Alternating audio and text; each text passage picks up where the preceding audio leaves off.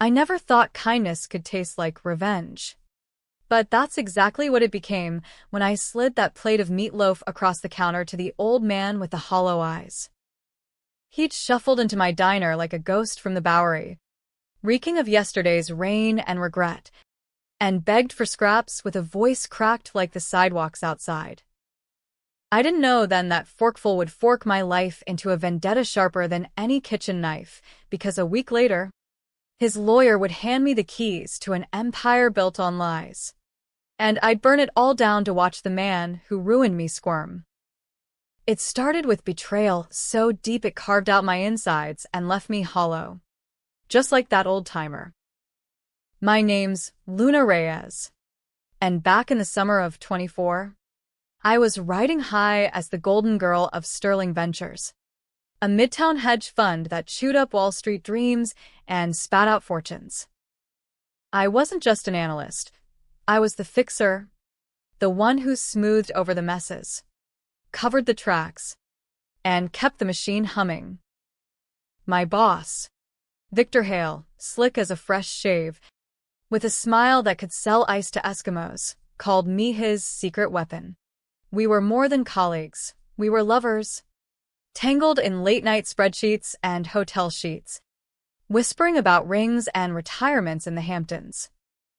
I trusted him with everything, my ambitions, my body, my goddamn soul. But Victor had a side hustle that wasn't on any P&L statement. He was skimming client funds, funneling them into offshore accounts to bankroll his gambling debts, poker games in Atlantic City where he'd lose six figures before breakfast. When the auditors started sniffing around, he didn't come clean. No. He pinned it all on me. Forged emails, doctored ledgers, even a witness statement from his assistant swearing she'd seen me wiring the cash. I took the fall like a pro. Because that's what fixers do. We eat the shit so the stars shine. Pleaded guilty to felony fraud. Served 18 months in Bedford Hills, emerging with a felony record that slammed every door from here to Jersey. Victor? He got a slap on the wrist, a golden parachute, and my old corner office. Last I heard, he was living large in a Tribeca loft, married to some Instagram model half his age. Out on parole, I scraped by slinging hash at Greasy Spoon Diner in Hell's Kitchen, a greasy pit stop for cabbies and insomniacs where the coffee tasted like regret and the tips barely covered my studio rent in Washington Heights. That's where Elias Crow wandered in on a muggy Tuesday in July. The kind of day when the humidity clings like a bad memory. He was pushing 70 if he was a day, with a face like weathered leather and hands that trembled just enough to make you look away. "Miss," he rasped, leaning on a cane that looked like it had seen better decades. "I ain't got a dime. But I got an appetite that's been starving since the crash of '08. His eyes, sharp blue, like shards of forgotten glass, locked on mine. And something in them tugged at the scar tissue around my heart. I should have turned him away. The boss, a bitter ex-cop named Frankie, had a zero tolerance for freeloaders. But I'd been that old man once, fresh out of prison, invisible to the world. So I plated up the special meatloaf with mashed potatoes, gravy thick as lies, and set it down without a word. He ate like it was his last supper, forks scraping china like nails on a chalkboard. And when he finished, he looked up and said, "Kindness like that? It's rarer than a clean conscience. Girl. Name's Elias." I wiped the counter, muttering, "Luna.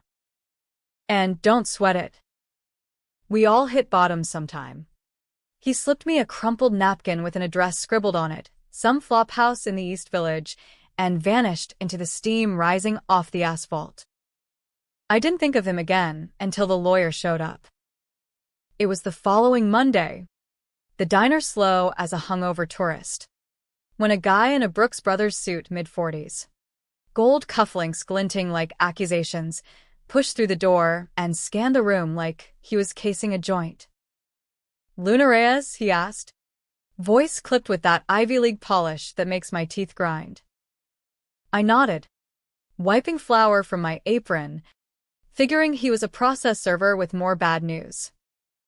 Instead, he handed me a manila envelope sealed with red wax. "Mr. Elias Crow passed away Friday night. Heart gave out in his sleep. He wanted you to have this." Inside was a will, notarized and ironclad, naming me sole heir to the Crow Foundation, a shadowy trust worth north of $50 million, tied to real estate holdings from Brooklyn lofts to Jersey warehouses. Elias Crow wasn't some Bowery bum. He was Elias Goddamn Crow, the reclusive financier who'd built an empire in the 80s shadow banking boom, then vanished after a scandal that smelled like Enron but never quite stuck. The napkin? It was his last will and testament, scrawled in Sharpie because he'd outlived his fancy estate planners. For the kindness that fed more than my body, it read in his shaky hand. I laughed, a brittle, ugly sound, because fate's got a sick sense of humor. The man I'd pitted had just made me richer than God. But money like that doesn't come clean. The lawyer, Harlan Voss, sat me down in a booth sticky with syrup and spilled the real tea over black coffee. Elias had been watching me for months, ever since I got out. Turns out, he'd known Victor Hale back in the day. Hale had been his protege, the hotshot junior partner who'd promised to take Crow Investments to the moon. Instead, Hale had torpedoed it all, leaked proprietary trades to competitors, framed Elias for insider trading, and walked away with a chunk of the portfolio while Elias took the SEC heat. Elias spent years in exile, dodging lawsuits and drowning in cheap whiskey, his name synonymous with fallen titan in the financial rags. And me, I'd been collateral damage. Victor had recruited me straight out of Fordham, dazzled me with bonuses and bedroom eyes. But it was Elias's old playbook he'd twisted into his schemes. The ledgers I'd cooked, they traced back to Crow files Hale had buried. "You were innocent," Voss said, sliding photos across the table, grainy shots of me in orange. Victor smirking at a gala. "Hale used you to cover his tracks. Same as he did Mr. Crow. Elias saw it in the papers. Followed your trial. Said you had the fire he wished he'd had." My hands shook as I pocketed the envelope, the weight of it heavier than any ball and chain. 50 mil wasn't just cash, it was a loaded gun, pointed straight at the man who'd stolen my life. For the first time since the bars slammed shut, I felt something besides numb rage, pure and electric, coiling in my gut like a live wire. That night, in my shoebox apartment with the radiator hissing like a serpent, I pored over the documents Voss had emailed. The Crow Foundation wasn't just bricks and bonds, it held strings attached to Victor's world. Hale had clawed his way to CEO of Apex Capital, a firm that leased half its office space from Crow's ghost holdings. One signature from me, and I could yank the rug, evict them, freeze assets, expose the paper trail Voss had quietly assembled. But revenge isn't a vending machine. You gotta feed it quarters and pray it doesn't jam. Victor was connected, golf buddies with senators, donors to every PAC from here to DC. Cross him, and I'd be swimming with concrete sneakers in the Hudson. Still, I couldn't let it lie. The next morning, I wired Voss a retainer and hired a PI named Rico, a grizzled Dominican with a nose for dirt and a tattoo of the Virgin on his knuckles.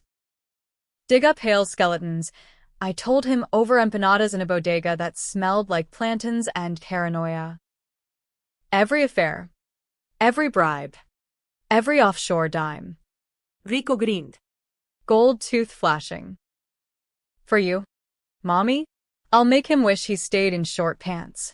While he worked, I played the long game, cashed in a sliver of the inheritance for a Tribeca Pidetera, under a shell corp to keep my name off the deed. Enrolled in night classes at NYU for an MBA Redux, because knowledge is the sharpest blade. And every shift at the diner, I'd stare at that empty stool where Elias sat, whispering thanks to the ghost who'd handed me the match. Word spread fast in the fishbowl of finance. By week's end, my phone buzzed with congrats from ghosts of my past, ex-colleagues who'd ghosted me post-trial, now sniffing for scraps. Then Victor called. His number popped up like a bad rash. Voice all honeyed concern. Luna, baby, heard about your windfall. We need to talk. Dinner at Le Bernardin? My treat. I almost gagged. What's to talk about? Vic, how you framed me for your fuck-ups. Silence. Then a chuckle like grinding gears. Water under the bridge. Sweetheart. Come on. For old times. I hung up, heart pounding, and texted Rico, double down on the wife. She's key. What I didn't know then was how deep the rot went. Elias's files, digitized and dumped on an encrypted drive, painted Victor not as a lone wolf but a pack leader. He'd flipped on Elias in 2009, testifying in a closed SEC hearing to save his own skin. But it was all theater. Hale had been feeding tips to the feds for years, building a nest egg of immunity deals. And the kicker? My trial. Victor hadn't just framed me. He'd bribed the judge. A hanging fruit named Harlan. Wait. Harlan Voss? No. Different Harlan. But the coincidence itched. Deeper dive revealed Voss himself had been Elias's counsel during the fall. The one who'd advised silence while Hale sang. Was the old man testing me? Or was Voss playing both ends? Doubt crept in like fog off the river. But I shoved it down. Revenge isn't for the faint. It's a marathon through mud. And I was lacing up. First move, anonymous tip to the Journal. Leaking Hale's gambling logs. The story hit Friday. Apex CEO's high-stakes habits, debts or dirty deals, and Victor's stock dipped 3%. He called again. Voice edged with ice. Cute. Luna. But games like this? They end bad. I laughed. Low and mean. Ask Elias how that worked out for him. As summer bled into fall, the city turned crisp with conspiracy. I quit the diner. Frankie threw a half-assed going away with stale donuts and dove full-time into the shadows. Rico delivered gold, Victor's wife. Tessa, a yoga-toned blonde with a feed full of brunches and Birkins, was boning the pool boy in the Hamptons. Better yet, she knew about the schemes, had signed off on wire transfers disguised as charity. Blackmail material. Served hot. But as I plotted, Elias's ghost whispered warnings. In a yellowed letter tucked in the files, he wrote, Hale's not the devil, he's the mirror. We all skimmed a little. Luna. Question is, how much are you willing to lose? I ignored it. Met Tessa at a Soho spa, posing as a fellow investor's wife, with a fake Louis V and a forged Rolodex. Over green juices and gossip, I dropped the bomb. Victor ever mention crow? Old beef. But water under. Her face drained, Botox cracking at the edges. That lunatic? Vic saved his ass. Lies. Sweet as sorbet. By lunch's end, she'd spilled. Victor had a safe in the loft. Combo her birthday. Stuffed with flash drives of the real dirt. That night, I broke in, gloved, masked, heart hammering like a jackhammer, and jacked the drives. Jackpot. Audio of Victor bragging to a bookie about fixing the Reyes bitch, plus emails tying him to a Ponzi that'd fleeced retirees. Armed. I went public, well, semi. Filed a civil suit against Apex under the Crow banner, alleging fraud in lease agreements. The press ate it up, from slammer to slayer. Ex-con heiress targets Wall Street wolf. Victor countersued, painting me as a gold-digging parolee with delusions of grandeur.